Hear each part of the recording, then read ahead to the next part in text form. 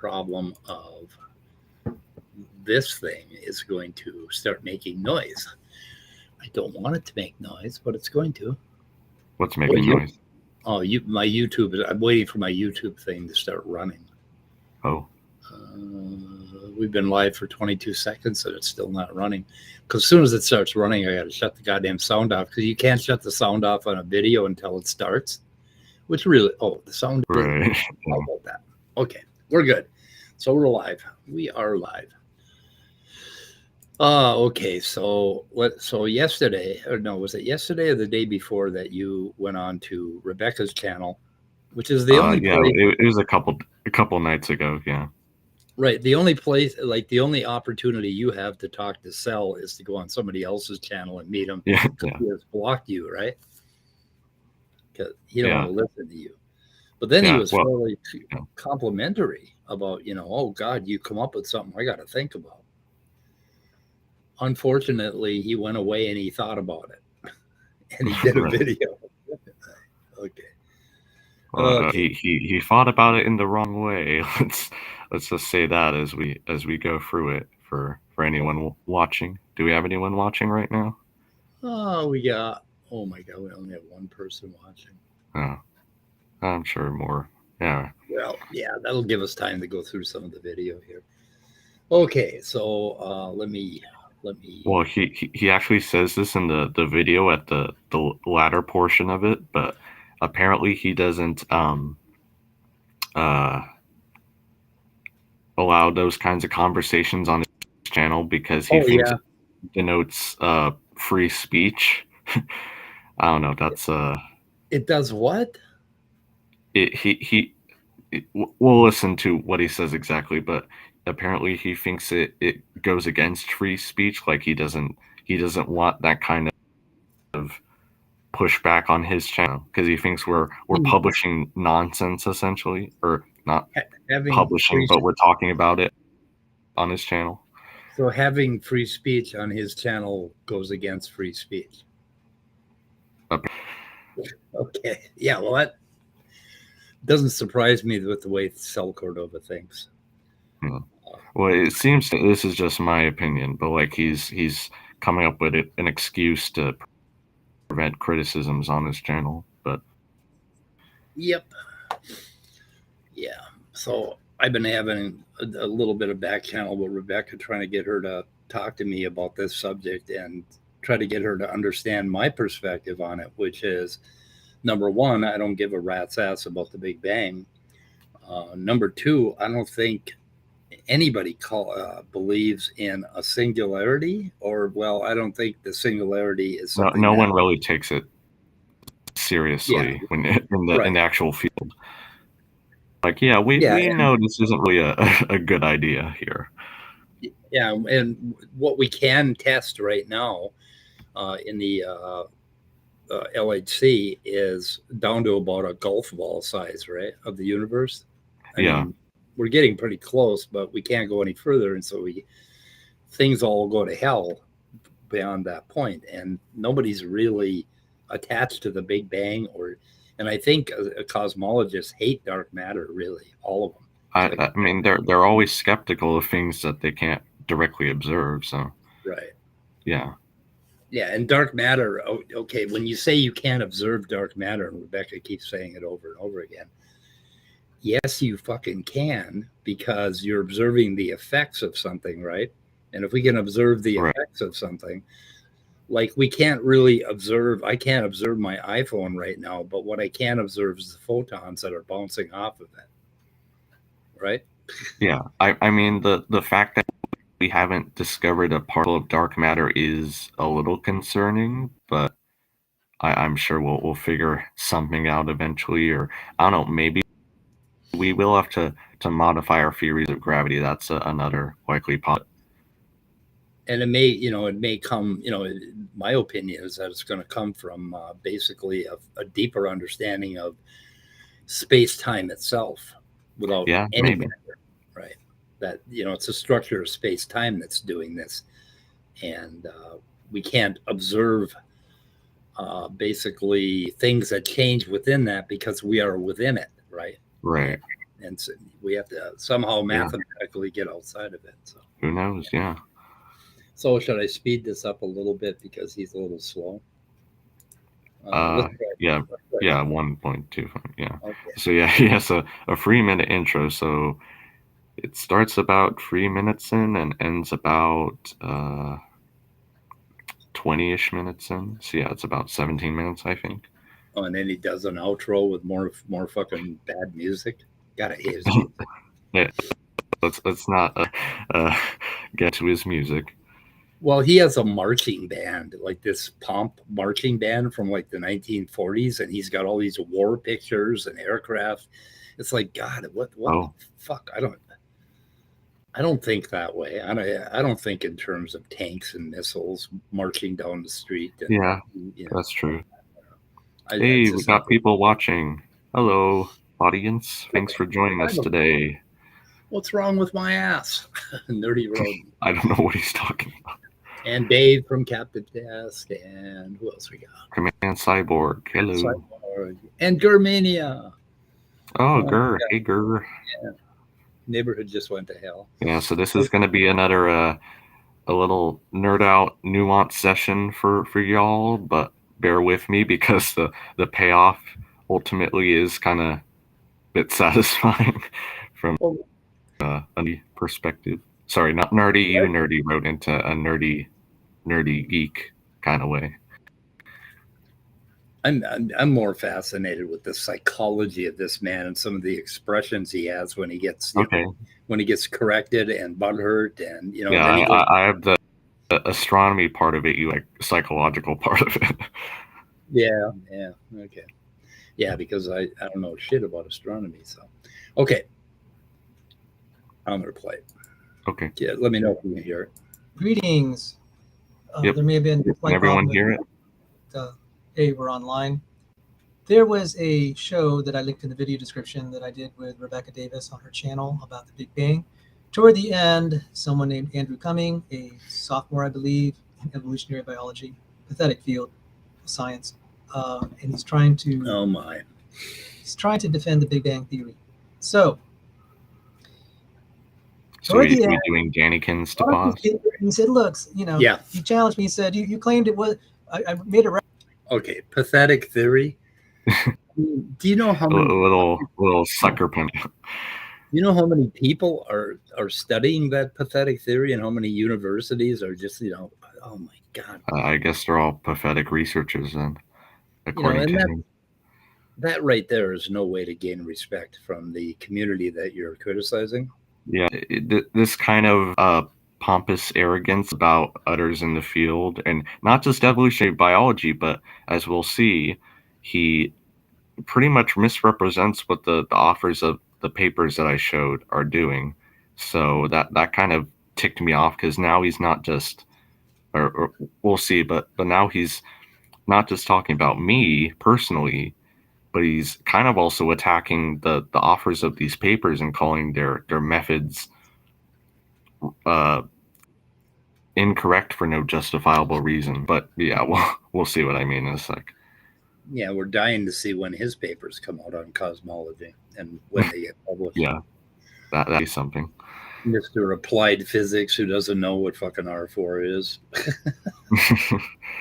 Okay. Reference to someone named Hawkins. I said Hawkins had shown that the quasars don't have a blink rate that's consistent with time dilation and redshifts. I know this is really technical. This is nerd torture stuff. And then he said, look, there's right there. It says Hawkins right there in the paper. That was the paper we were talking about supposedly yesterday. He made a mistake, and so he's going on because you gave him the wrong paper. Well, for starters, I didn't claim. Not once. I think I may be wrong. Maybe I misspoke somewhere in the side chat, but I didn't claim that these papers mentioned Hawkins. In fact, in our discussion in person, so to speak, I claimed the opposite, that no, these papers didn't mention Hawkins, but they did have a methodology and their result. Hawkins may have been in error somewhere. So yes, no, I didn't claim these papers directly mentioned Hawkins, and I don't quite appreciate him saying I said things that I didn't say, or pretending that they were the same paper as he'll say in a bit. So yeah, it's interesting in how more and more irritated with you he has become over the last 2 years. Yeah, a little bit, yeah. It kind of parallels the same thing that happened with me, except with me it happened within about, like, it happened so fast that my head was spinning, right? Yeah. His transition from being my good Christian friend to being my arch enemy was like within about 3 emails, and I've read the emails and I still can't figure out what I did wrong. Well, I guess you've interacted him more, so more irritable, and me not so much. I don't know. Yeah, he's pretty irritated with you. You can tell when he says your name, it's like, Andrew, it just spits it out. Sophomore, you sophomore. Anyway, I'm sorry. Okay, let's go ahead. Let him get away with the mistake at the time because I just accepted it on faith. Faith. I gave him the benefit of the doubt that we were talking about the same paper and we were not. He gave a paper the prior day in a. Okay, what really happened is he didn't have a good comeback right then, so he had to go think about it, right? Well, his I guess his mistake here was showing the same paper when I didn't claim such a thing. So that was contrary to what he'll say. That was on him. I didn't claim they were the same paper. I said this was out of many papers I had. I think what I said specifically was, here's this paper, the first one I provided him for starters. So I don't know where he got that from. Yeah. Like, does he think a rebuttal needs to come from a single paper in this topic? That doesn't make sense to me. Does it make sense to you? Well, actually, that Colin Rourke thing, and okay, I linked another video from a site that we can't condone yet. We don't know, we're not familiar with it. It's called, let's see, it's called See the Pattern. Yeah. And he goes through and he links a video that directly attacks Hawkins. So it directly mentions Hawkins in that paper. And I put a link to that video. It's Colin Rourke-Intrinsic, redshift, and quasars. And he mentions Hawkins in the first sentence or two.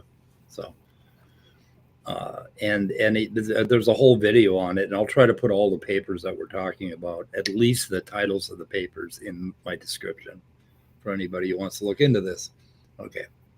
Unlike Mr. Snordova, who doesn't seem to link any fucking papers at all. He didn't. No, he shows paper. He shows some, but he doesn't even show the title. You got to keep going back and forth until you can find enough of the paper to go and do a Google search on it. And I found several of the papers that he was referring to, and it really because then you're gonna find out he's taking little snippets of it and taking them out of context. Yeah, and he doesn't want that. Don't want that to happen. Side chat, and this is the title, and this is the title of the paper he gave me in the side chat. Let me just show it to you. Okay. And I asked him like 5 times. I said, Andrew, where does it say that redshift is?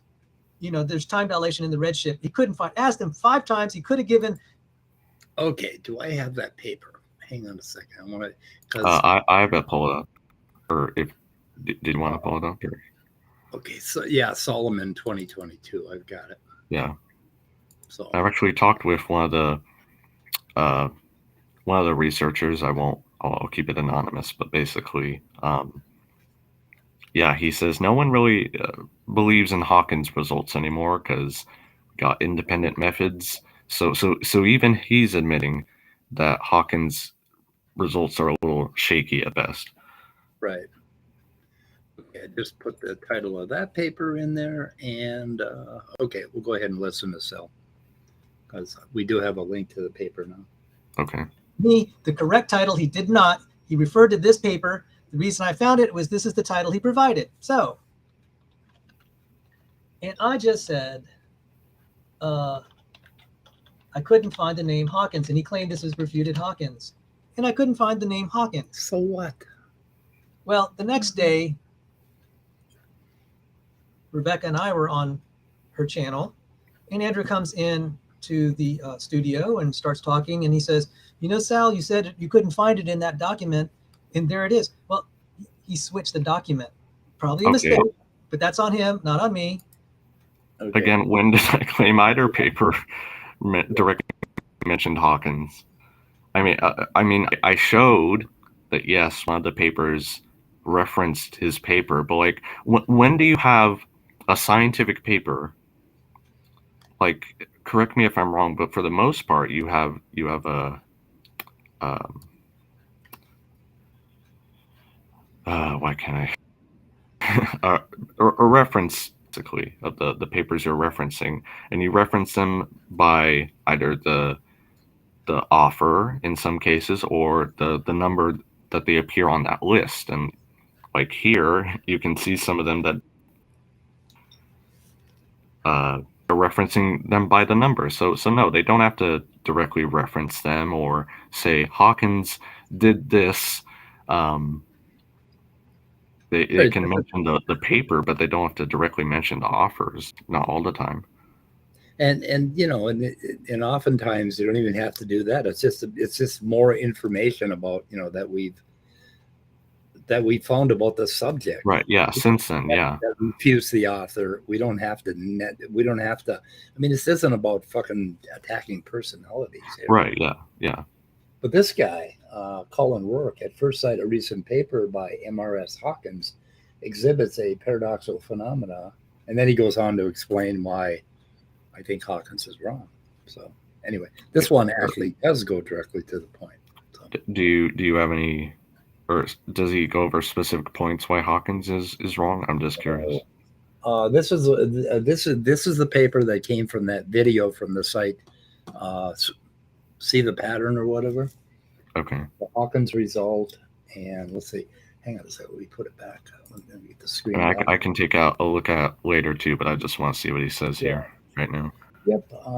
So he goes through it in some detail, and this guy also has a book on an alternative ideas about the universe. So anyway, so here's and this one links Hawkins and H. Arp and a few more papers by him and Schmidt, and so anyway, so there are references here. Not too many. I mean, it's not too long a paper. It's just I think it's just a what is it called? Let's see, a recent. Well, on the surface, it looks like he's supporting what Hawkins is saying. Does it? Okay. Or like he says it shows intrinsic red, so he thinks it does show something. So yeah, we'll have to look deeper into it. Yeah, according to the guy, see the pattern. It was looking at the same data and coming up with two opposite conclusions or two alternative conclusions. And he offers work as the opposite of Hawkins. So I don't know. We have to look further. So anyway, let you do that there, Mr. Physics guy. Okay. Okay, we're going on. He put up another document, and it did have Hawkins' name in it. That I'm trying to fix this because that looked bad on me, and I said, bad on me, good on you. I take that back. The referee needs to call that back. Bad on him. That was okay with me. And I specifically... So the referee, I mean, like... Yeah, he's the referee, apparently. Does he think he's boxing? I mean, you're having a disagreement about physics, right? I don't think it's about... Or maybe he thinks he's the scientific editor kind of guy. Maybe. Or maybe he's appealing to the referee. So actually, the referee, when Nick was pushing back at him, Rebecca came and stopped the conversation, and Nick said, "Okay, have a nice day," and left. Right. During that same stream, it's like maybe she's a referee. I don't know. Yeah. Entirely. Okay, so you got the one paper. I just linked the PDF for the other one that I gave him. Okay, so that is dye. Okay, that's the dye paper. Yeah. So yeah, the the one that was published more recently is the first one I gave him, and then the one a few years before that is the second paper I gave him. Yeah, and I have dye paper here. Let's see. Hang on a second. Let me get that up. Where are we here? Dye 2012. So it's that Yeah, one. there you go. Okay. So let's see. I'm going to go ahead and put that in my And description. I'll note they both show the same thing, that there is a way to measure redshift, and as like it says in the title here, use them as standard clocks.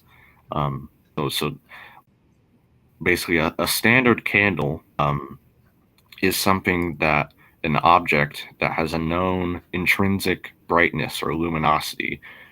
Right. So if you think about having a light bulb, and you know how bright that light bulb is intrinsically, if you were like right next to it and someone were to take it and move it away from you, could use some simple mathematics basically to figure out, okay, look how bright it is initially.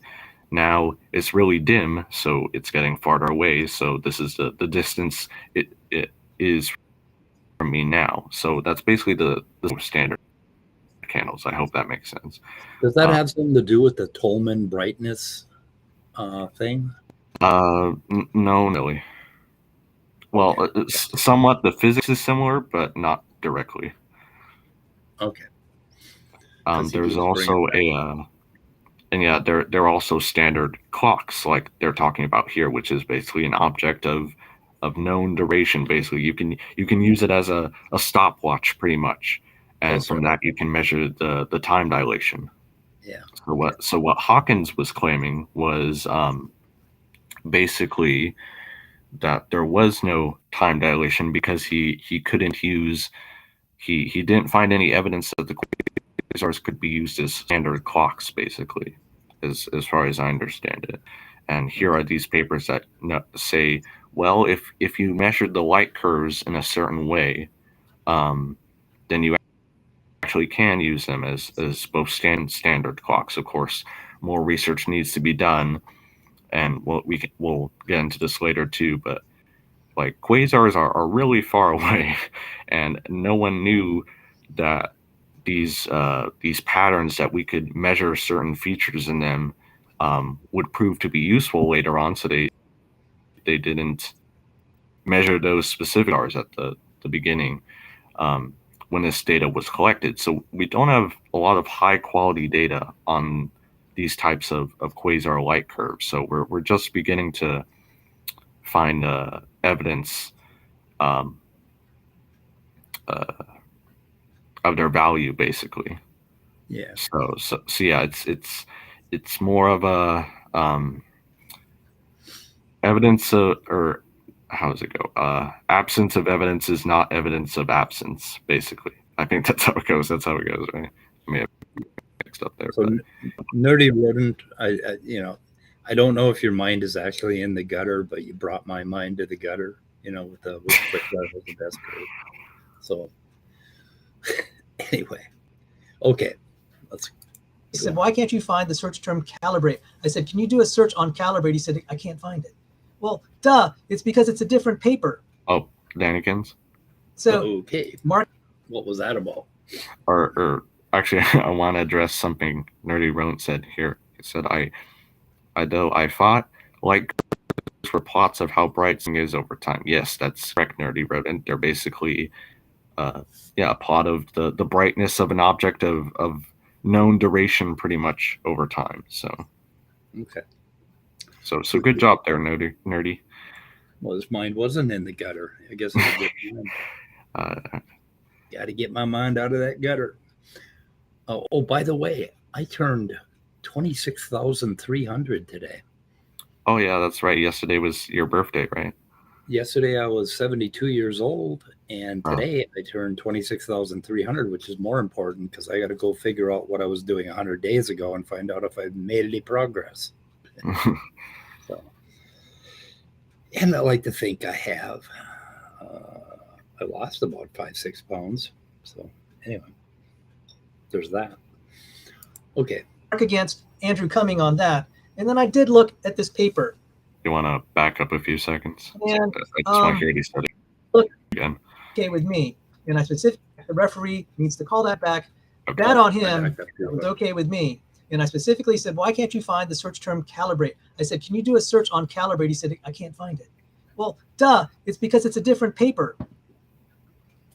So mark against Andrew Cumming on that. One more And thing I on did that look one. at this paper. Okay.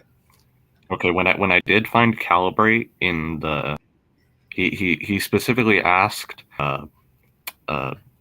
where they said something about supernova or SNE calibration, and Right. the only time I found that pretty much in the context I think he was referring to, was where they were talking about, well, this the results are somewhat model dependent on the expansion. So there are some assumptions we do need to make, and some of those assumptions they do talk about and try to independently check in the more recent paper I gave him. But basically, when they refer to calibrate, they're referring to relative distance. So basically, like I was talking about earlier, using standard candles, for example, the type 1A supernovae, which are a specific category of standard candles, using that to independently measure the distance to these quasars and kind of verify their math, so to speak. So that's what they meant when they were talking about calibration here, is that they're using the supernovae to calibrate their measurements of the quasars, which I commented on this somewhere with Sal, but sincerely hope he doesn't have a problem with standard candles, because that's kind of basic stuff here. That's Well, he's got kind of basically a problem with anything in modern cosmology, right? yeah. I presume he'll find some problem with It's all that too, circular. but It's I all hope he circular. doesn't. So when they talk about it's all circular, they do that with evolution too. Yeah. What they mean is that it's all inferred, because inference is a very powerful tool, right? You have several different measures, and you make an inference when they happen to coincide, and it lends probable support to your hypothesis if a number of independent things coincide, and that's an inference. But that doesn't mean that it's bad. It's not circular. It's an intersecting network of ideas, right? That happen. Right. Yeah. When scientists make assumptions or inferences, they do their best to try to independently check for them, but they can't do that all at once, obviously, or otherwise they wouldn't be able to perform the test. So the latest how is well, we'll see in a minute. He'll talk about this indirectly. Okay. And yes, I think that's correct. Command Cyborg. What's correct? What is correct? Absence. He was talking about absence of evidence unless there's good reason to think. Yeah, there we go. Right. Yeah. Yep. So that's the exception to that. Thank you. Yep. Okay. Here we go. And there are some things that are subtle that you need to know before we assume that this is good stuff and it really did overturn Hawkins. Because this paper does claim that it overturns Hawkins. I don't know that it really succeeded. Here we get to the fun and part. We will let things roll where they will. And this is submitted in the archive. I believe it ended up in the physical review letters. And when it comes to Sal Cordova, when he says "let things roll where they will," I always imagine my toilet flushing and how it swirls around. I don't know. That's just me. I really want to point something out. He says, "Okay, let me show this article here." Thank you for showing your screen. And this is dye, if there's right? a way I can increase. Yeah, that's dye. Okay, I Yes, can it at does. least thank God. He forgot to mention that specifically, and I had to fucking hunt for it. He says, we focus on data consistent with observations over an interval longer than 90 days, since it allows for more reliable identification. Okay, so now I got to show you something. There is a figure here that says F. Oh, I don't know what the fuck he's talking about here. F is the flux. Now, it was providential that Andrew gave that miscitation anyway, because it has interesting data here. I mean, there's So let's look at how the F other is paper. calculated. What's that? F is calculated with its value M. M has a Z dependence. What is a Z dependence?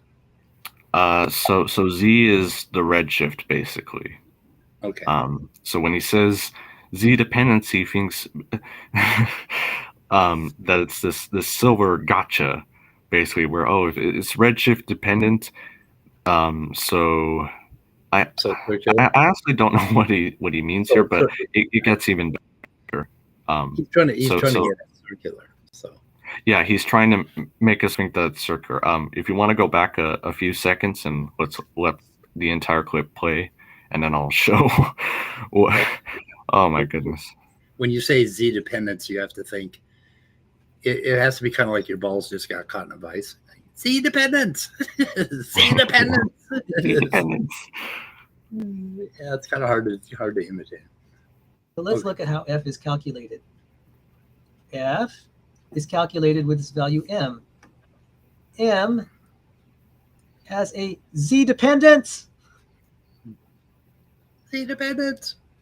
And if you're, okay, so all right. Yeah, here we This go. is not good if you're trying to establish that time dilation has a relationship to Z when you already have Z, that there's a dependence on Z by time dilation, but then your whole measurement already involves Z. So, and I'll elaborate a little more, but Again. Okay. Right, I'm gonna share my screen here. Let's see. I think it's this. Wait, no, it's the other one.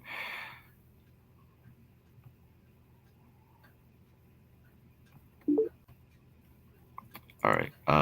Let me know if everyone can see my. There we go. I bet we can. Showing. I think so. Yeah. Okay. Now this is when I okay. Yeah. This is the original paper. Yeah, this is the first one that I gave him. This is the more recent one that was published. So Variability in Quasar Light Curves using Quasar Standard Candles by Solomon and Stojkovic. When I saw him highlight that, I was thinking, wait a sec, this can't be right. And oh my goodness, this was like a late Christmas for me. Because, okay, so here's what he's showing here, K of Z. Now guess what K of Z is? The correction, K of Z, trying to highlight here, sorry. A correction, K of Z, is an estimate correction for the apparent shift of the spectral energy distribution narrow band filters used in observations. For example, if the quasar's flux varies over its spectrum as F, V, so I don't know what that symbol is, then, oh wait, I think that's sigma. Then two identical quasars at different redshifts, but measured with the same filter, would display different magnitudes. Now, what does this mean? I know it nuanced there, but basically what the K correct is okay, so going back to what redshift is, basically like what it's actually doing. Redshift is taking these spectral lines and shifting them to the red portion of the spectrum. Obviously, that's what redshift means, but it means that wavelengths get longer. Basically, they're shifted to longer wavelengths. Light is. Now, if you think about our instruments here on Earth and what they're receiving, basically, basically taking these bands of light basically and filtering them out. That's what it means. It takes the different wave and collects them through these filters. Now, the redshift only causes it to appear redder, means that you're comparing apples to oranges basically if you don't take this K correction, or you don't do this K correction, K of Z. Basically, because the light is shifted to longer wavelengths, that means that the light we receive here on Earth is intrinsically shorter wavelength when it was emitted, right? Because it was shorter wavelength when it was emitted, and it was shifted to a longer wavelength due to redshift when it reaches here on Earth.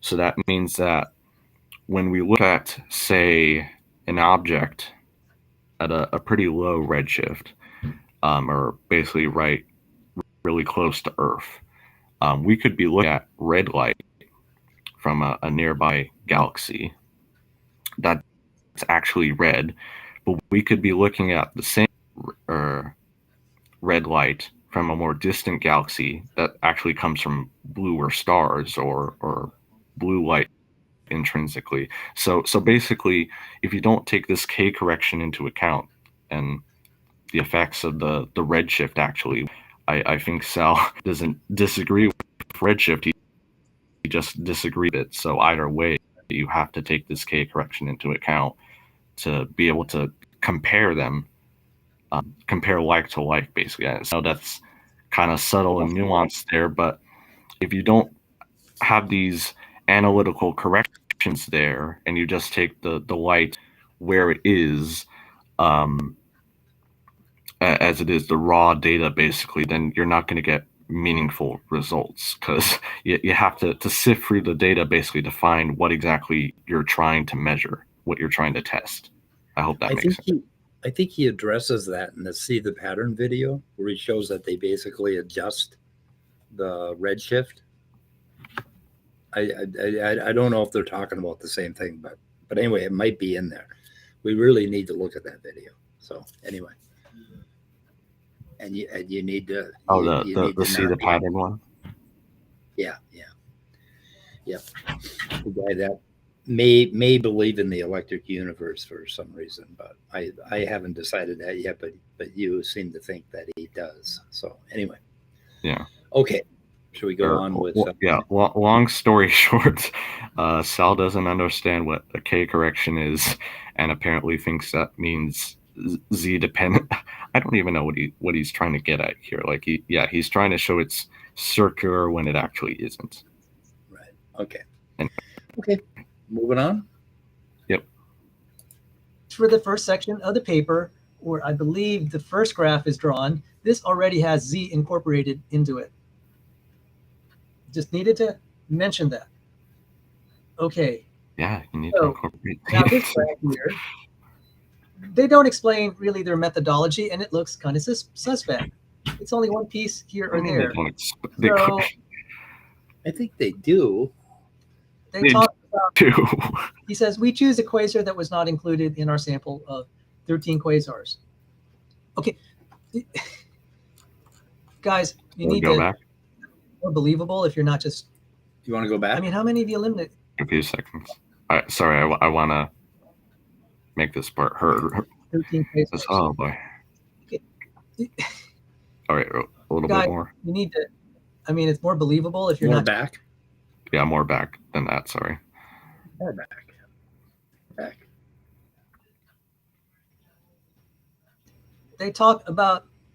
He says we choose a quasar that was not included in our sample of 13 quasars. Okay. Okay. Guys, you need to. I mean, it's more believable if you're not just. I mean, how many of you eliminate? Why only one? Hawkins used 400. You're only going to use one. Did I not go back? No, that was the clip I wanted to play. Okay. Let me share the other paper now. Which one's this? This is the older one, the second one I gave him. The dye or the Solomon? Yeah, the dye, using quasar clocks for measuring cosmological redshift. Okay, I gotta This shows that Sal clearly didn't read the actual paper, because they do explain their methodology. It's showing up now, is it? Yeah, it is. Yeah. Okay.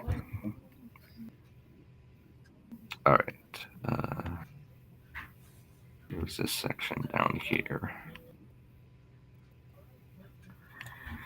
I won't read the entire thing, but basically what they're doing and what Sal apparently missed or is misrepresented for some reason, which I don't know why you would.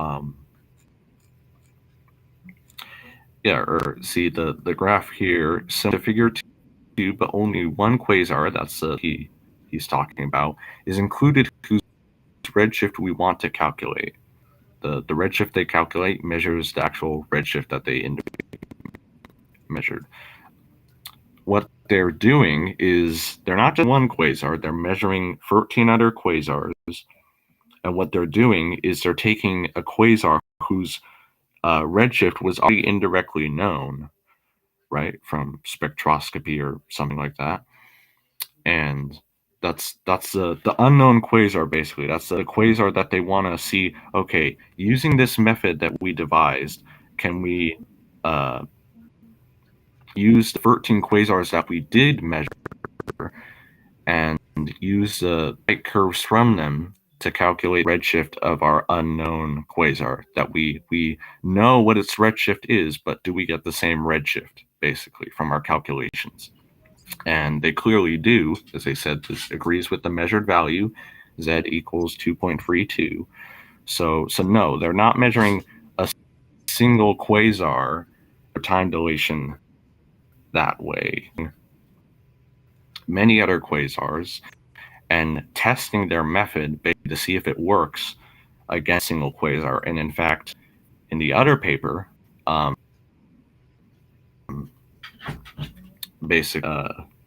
more recent one, they used even more quasars using slightly different methods, I believe, but they get similar results, obviously.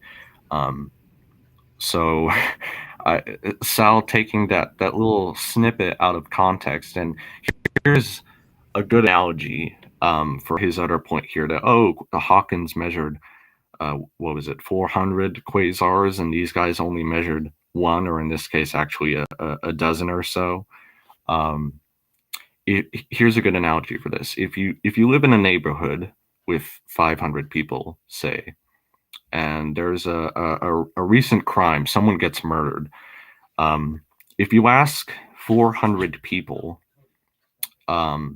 whether they saw the murderer or not, like did they identify him, and they say, well, I wasn't there, I don't know, and you find, let's say, 15 who do say, yeah, it was, I saw it was this guy, or maybe a couple who say, no, it was probably this guy, but like they generally agree with one another. Those 15 are statistically more significant, because they show the result that you're trying to test. Then, like, this goes back to that absence of evidence is not evidence of absence thing with the caveats earlier. That just because there are more people, a larger sample of, in this case, quasars from Hawkins that don't give any measurable results. But here there are ones that with this different methodology do give results that you can detect, effects that you can detect. That's significant. So yeah, he may have had a larger sample size, but that's not really comparing like with like here. Right. Okay. I hope that makes good. Yeah, No, basically what Jason is saying. Yep. Okay. I hope the analogy helped a little bit. It did. To make a relationship. All right. And then you don't, let me show this here. They're going to pick out segments here. How are these picked out? They explain. Okay, so this is 95484.25. Okay. Now let me go to this other paper. He's back to die. I'm sorry.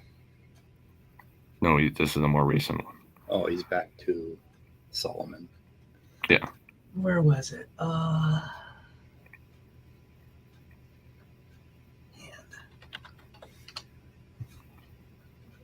You misspelled it. Hand. Oh yeah, this is a party he really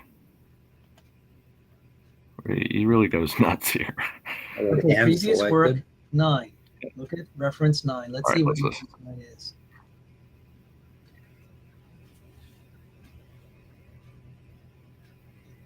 Okay, so reference 9 is the paper Andrew was showing. Die. But I want to show a subtle here. So it's referencing this paper that Andrew is presenting as proof that Hawkins was overturned. This is only one quasar. If that's the only measurement you have, yeah, okay, we call it n equals 1. But you really want to have a large sample size. Okay, so would you base your theory of that you could beat the casinos on Oh my God. one game or one trip to the casino? No, you'd want large numbers. And that analogy. Okay, so that's one thing. But I need to point something out. He loves to bring up his So casino they gave a past. little better description of what was going on. And what did they say? Except, Right. and I'll focus Here we on go. the word hand. Can't. The previous work had hand selected, hand selected, as in cherry pick, cherry pick, cherry pick. Well, let me just All keep right. reading this. Yeah, This is troubling. Okay. All right, and I may have to repeat this point again, but Yep. a couple times. But yeah, earlier, quasars are not an easy thing to measure, or the quasar light curves not an easy thing to measure. They're very distant objects, and there's a lot we don't know about them intrinsically. Like, okay, we're pretty sure that they are supermassive black holes that are accreting all this matter around them and generating the light as such from these accretion disks, but there's still a lot that we need to measure and model to better understand what exactly is going on. And this is another reason why you can't, as Sal seems to think, directly measure the 1 plus z time dilation factor from the quasar light curves, just because no, they're not they're not that simple. You can't directly measure that from them because their light curves are just that complex, as compared to something like type 1a supernovae, which we do fairly understand, and we can use both standard candles and standard clocks. But what they mean by hand selected here, I'm pretty sure, is taking this into account. Okay, they're taking the quasars with light curves with the patterns that they're trying to measure, basically with the that happened to also measure these regularities in the quasar light curves that they could use to test these methods that they describe here. And so you need really high quality data for that. So yeah, you're going to have to leave some of them out, because if they're not reliable, or if the data isn't what you're looking for, or isn't, I want to say, up to par, but you get the idea. If the data isn't like that, then you can't use those quasars in your measurements. Like, this is standard scientific analysis. Like, no, you can't just analyze all the data, because some data points that are that aren't correct, then they're going to skew your results, and you don't want that if you're trying to measure a specific thing. So that's what they mean by selecting the quasars here. They're selecting the ones with high quality data that they can measure these regularities with. Handpick the best data. Yeah, they handpick the best data, if you want to put it that way. Every medical study does it. They eliminate Right. It's like, Jesus. Standard science. Yeah. Nothing controversial. Right. He thinks it is, apparently. Okay, we're halfway through almost. Yep. Yeah. Yeah. I mean, why do you have to select it by hand? When you select Well. something by hand, that means you could select something favorable or unfavorable. There's no control here. fucking Sal, they're not handpicking the data to match their hypothesis. They're handpicking the data for quality. Right. Okay. I hope I made that point clear. The previous work of our reference 9 had hand-selected approximately linear segments spanning 90 days in the quasars' rest frames and made linear fits to each. While this was sufficient for their purposes, we require a less subjective analysis. This was subjective. Okay. What? Andrew's going to claim that his paper overturns all this. I can't believe this passed peer review at Physical Review Letters. That's a prestigious journal. They're admitting See what I mean? Subjective analysis, it overturned. And this is okay. This kind of bothers he's not only attacking me now, he's attacking the results and methodology of this paper without understanding. Yep. This is hilarious. But why am I confident that Hawkins is right? Or generally the Big Bang is in big trouble?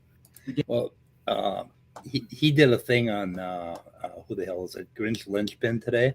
Again, I think it was today or yesterday. And he showed one of his papers, I think, that he's trying to get published on collagens. And we'll see if that fucker makes peer review because it was pretty stanky. I don't know. Anyway. I hope that the points I've been making so far have somewhat made sense to the audience today. Because like I was saying, it's kind of subtle. It's kind of nuanced in terms of the cosmology and observations here, but as you can see, just Sal is all over the place. he messed up on a few things. Yeah. Anyway, well, he was butthurt last night. He spent the night, maybe he's just really tired. Well, because he gave you a compliment yesterday, and that really hurt him. Yeah. So all night he was holding his butt like, oh, that hurt. I got to do something. So anyway. First phenomenon the Crawford found that's good. The supernova light curve, and I called Andrew on this. He said it was refuted. A 2008 paper refutes, I said it refuted it. Did it mention Crawford? Oh yeah, and I've since commented on the actual Crawford paper, which Sal has not responded to yet. So we'll see if he eventually does, or if he's just going to ignore it. Published in 2017, and he said, "Did you even read it?" I said, "No. Why should I bother? This is illogical. You don't refute a paper in the future that doesn't even get published." What is he talking about? The Crawford paper wasn't published, or no? He's I brought up a 2008 paper to kind of go against the results of Crawford's paper from 2017. Okay. And if you actually look at the 2017 Crawford paper, he says he doesn't have a problem with the results, actually. He has a problem with this other thing that I won't talk about related to redshift, which isn't I'll explain it if anyone wants me to, but basically claiming they're doing something that they don't apparently do, that they're measuring redshift in a way that they didn't. So his criticisms of their paper don't seem convincing to me. Yeah. I'll just say that. Yep. Let's see. When asked for proof of God, look at the trees. I know every time I look at the trees, I believe in God. I'm like, yeah, God. Okay. If you're citing that person by name and that paper by name and that publication by name, I mean, maybe the data you have might refute it. That's okay. But if you're citing that publication by name and it's in the future, there's a problem there, especially if, you're Wait, did he just say of a paper that is written and published in 2017? I said, what is he talking about? The future? Okay, apparently he thinks like he just admitted, yeah, if the data shows it's wrong, then it's okay. But what's his point? I don't know. He's kind of inconsistent here. Yeah, Crawford. Okay, I've got a paper from 2009, 2019, and 2021. So I got 3 Crawford papers in my library. Yeah, the one he specifically brings up is the one from 2017. Okay. But I don't know what point he's making. I mean, if the data says it doesn't matter if it's in the Yeah, future. exactly. Like, what the fuck? Okay. Andrew, that doesn't fly. Sorry, not worth my time, buddy. I called him on that. And so we will read Crawford's 2017 paper, God willing, at some point, if I can get around to it. I'd like to thank Andrew there for these publications. At least I know what the other side has. And so that part stands when I complimented him on that. But I take back that it was bad on me that I didn't, that I claimed Hawkins wasn't in that paper when it wasn't. But then in another paper it was, and he was pretending that was the same paper or thinking that's the same paper. I have a problem with that. That's bad on him. But thank you anyway for the paper, Andrew. Buddy. You're going to overturn Hawkins' result with subjective analysis? And okay, let me just read a little more. A popular idea is to apply a neural network which is trained to select linear behaviors from noisy signals. But as this would also require a study of the effectiveness of the neural network itself, we have decided to go through a more elementary approach. And then, okay.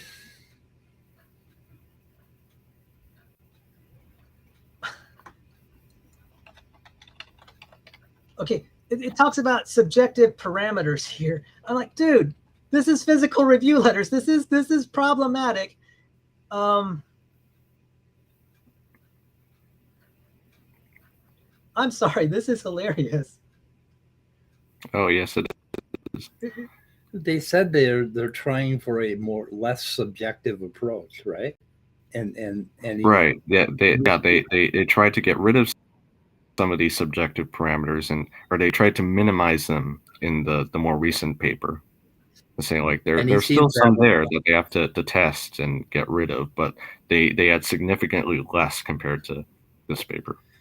Yeah, and he seems to have the problem with the fact that they use the word subjective at all. Right, he's not looking at anything else. If you look at his $1,400 Nature monstrosity that they managed to get published, because basically the publisher needed filler for their book, they have all kinds of subjective bullshit in there about intelligent design. I mean, and Dr. Dan went through that one pretty thoroughly and found all those parts. But so I don't know what the fuck he's complaining about. Anyway, let's go. You're going to try to overturn a previous study with their subjective parameters, and you're openly admitting that you're trying to overturn a study with subjective parameters.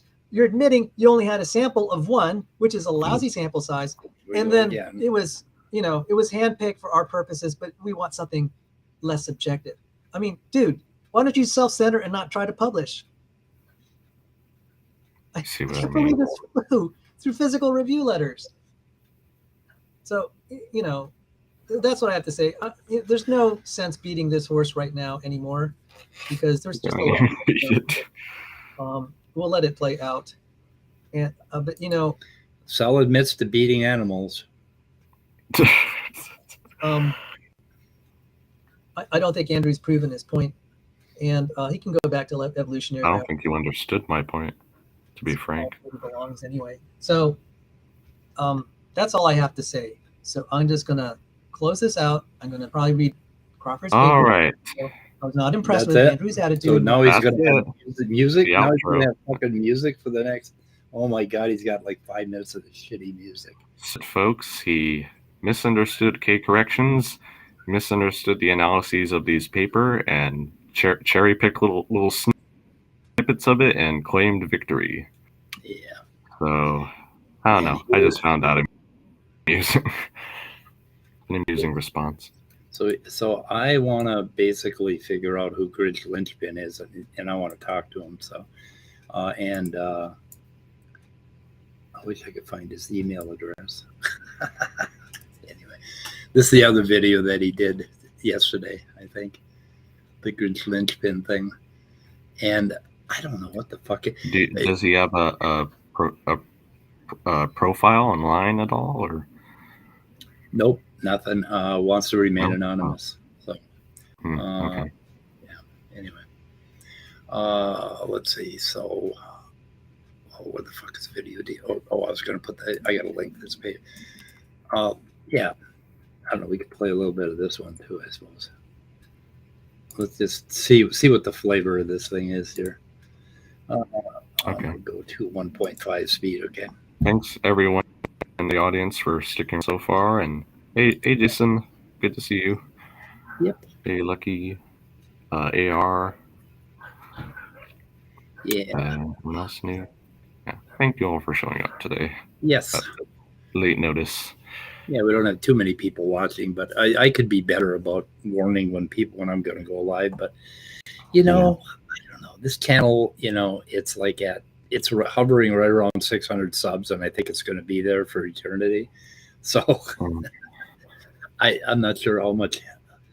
I don't know. Anyway, I need to do what I do, I guess. Anyway, okay. So let's go ahead and just see what he's got here. And greetings. Welcome to the Evidence Reasons Academy. I'm responding to something that evolutionary biologist Grynch Lynchpin had to an exchange that happened about a month ago. I was very disappointed in his responses. It's like he totally ignored a lot of what I said, did not address any of the major points that I raised with the issue of protein complexity. And I'm just going to have to now start to be a little more specific. I told him I would start to try to get. So this is about protein orchards, and I do have snippets of Grynch Lynchpin and Cells Exchange. And there was a whole lot of disrespect in that exchange, and then all of a sudden Grynch Lynchpin quit responding.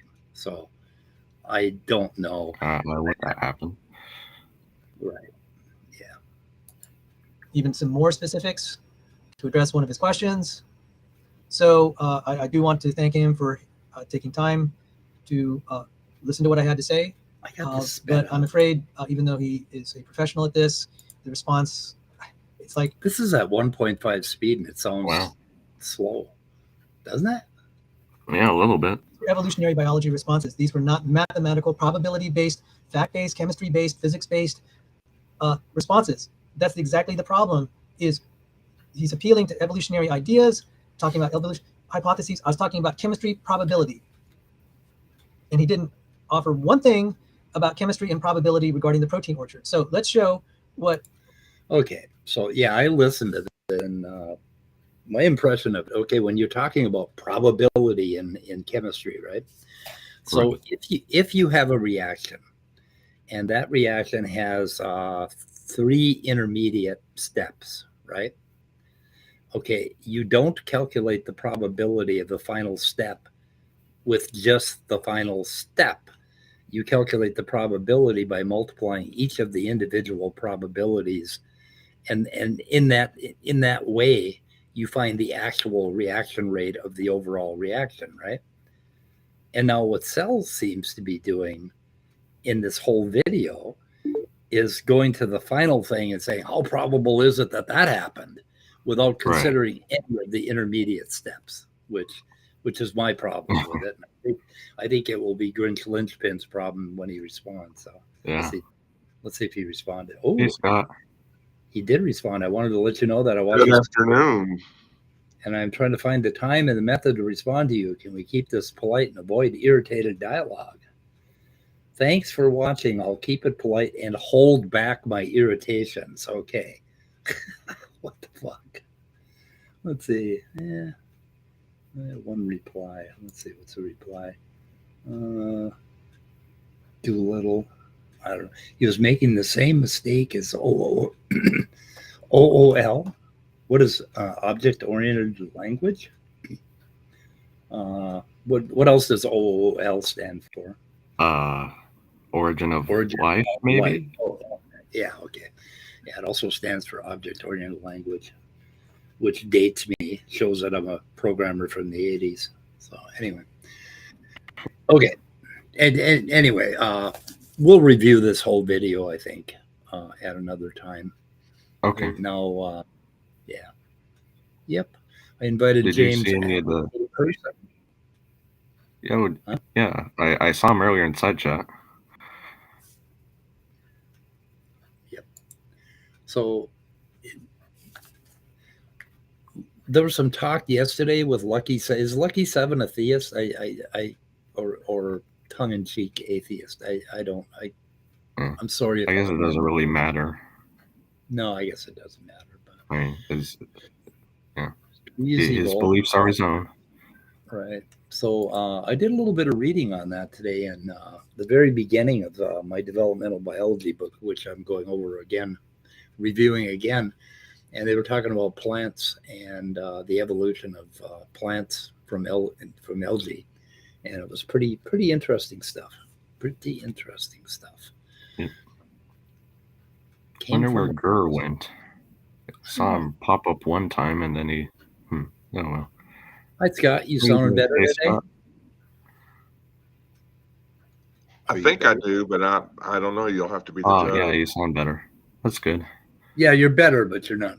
You obviously still need sleep. So.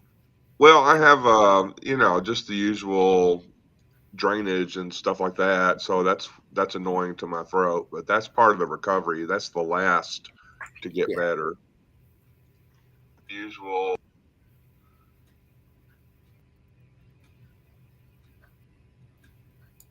What's happening? Okay. I cut off. Okay. I'm just saying that's. Or were you saying anything else, or you just kind of cut off abruptly there? Oh no, I think I just stopped abruptly because I don't want to talk about drainage. Well, thank you for that. Thank you for that consideration. Me neither. Anyway, so can you give me a summary of what Sal has said so far in this hour that I have missed? Sal basically said that yesterday he considered what Andrew was saying, and today he decided that Andrew was wrong. So after sleeping on it, he got butthurt because he complimented Andrew in the stream yesterday or the other day. So that's a summary. And Sal basically cherry picked the papers again. I mean, he cherry picked to the level of going out and searching for the word hand and subjective. Right. What? Yeah.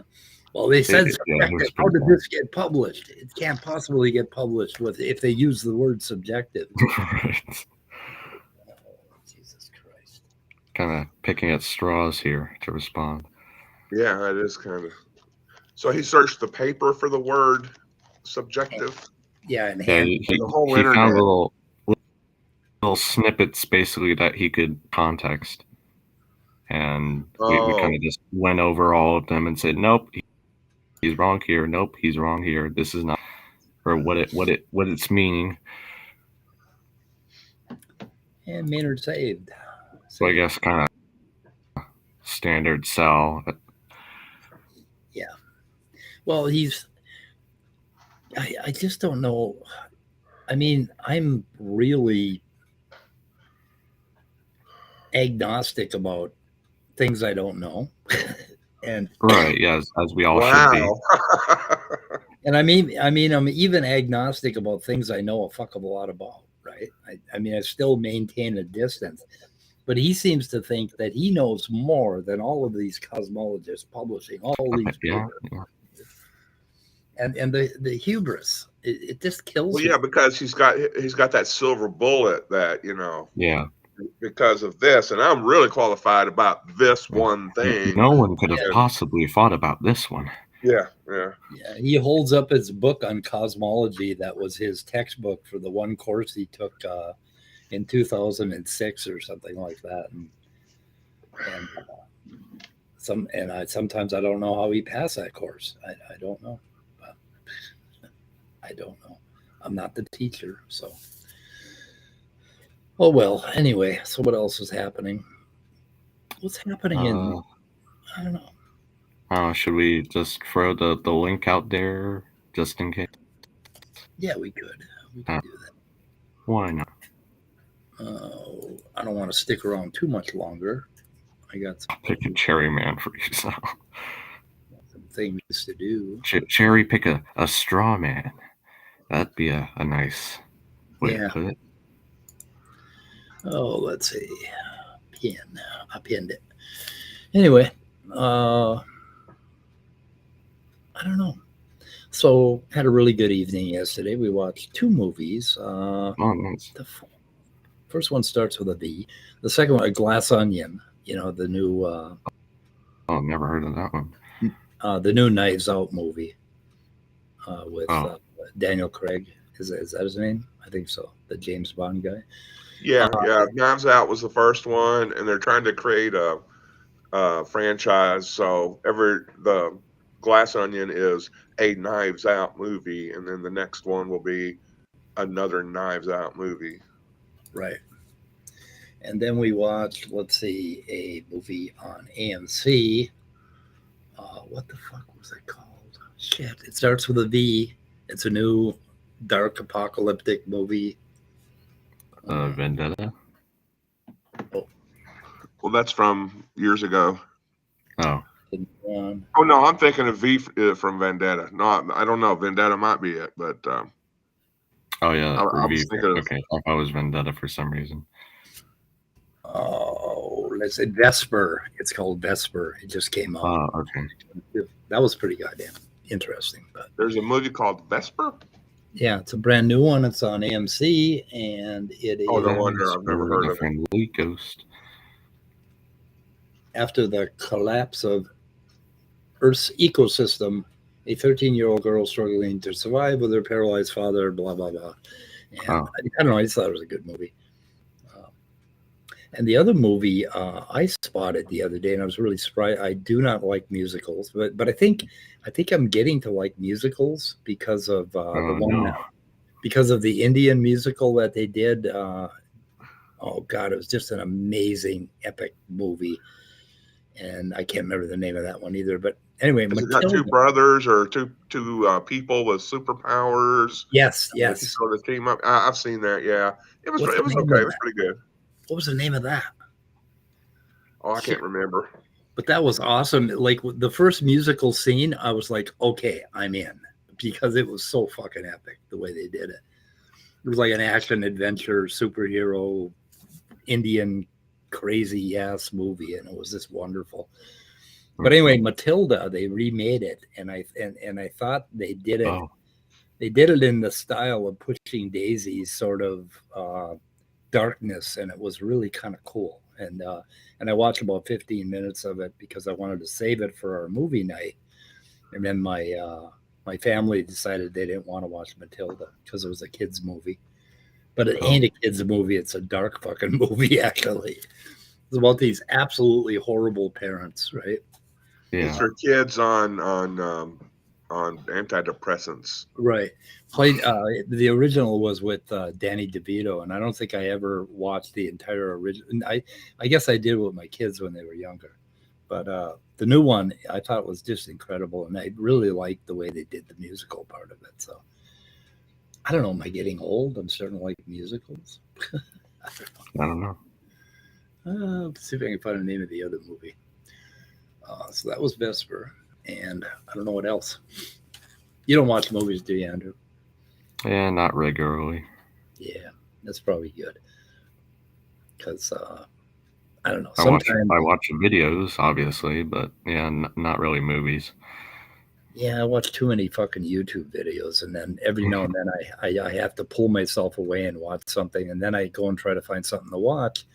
And a lot of the times I look at it and it's like, why the fuck am I watching this? What am I doing with my life? But the whole point of my life was to stop watching fucking videos with content that make me think and to take a break and relax. But then somehow relaxing doesn't make any sense to me at all. Yeah, I know what you mean. Yeah.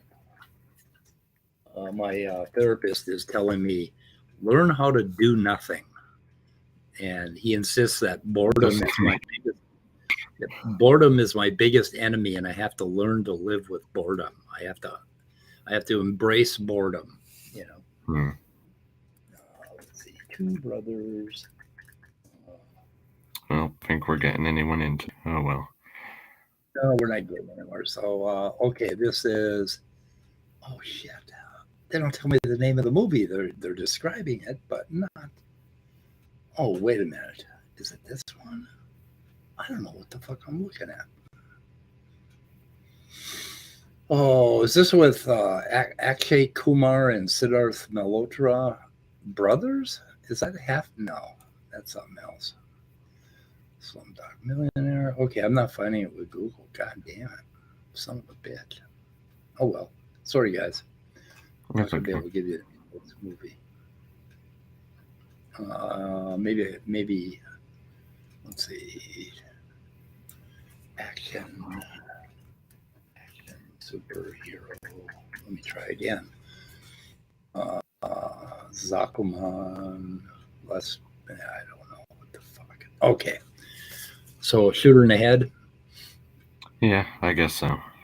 You want to shoot her in the head? Okay. Sound good, Scott? Sure, I'm gonna have to watch basically the entire show just to. Yeah, sorry, I kind of came in late. Well, yeah, but see, I have to turn off my ringer, or I get all these Text messages from me and John. text messages, so I don't get any sleep. So, Yeah. so Yeah, like, I always feel bad when I send you a text message at 4 a.m. So I'm glad you shut off your ringer so I don't have to feel bad about it. So, Oh, Gur's back. Hey, Gur. hey, he girl. always comes back or makes himself known when he knows we're about to sign off. Yeah. He frequently pops in. Anyway, okay, we're shooting in the head, boys and girls. Buffaloes and bunnies. Okay, we're ending the stream. Goodbye, crew world.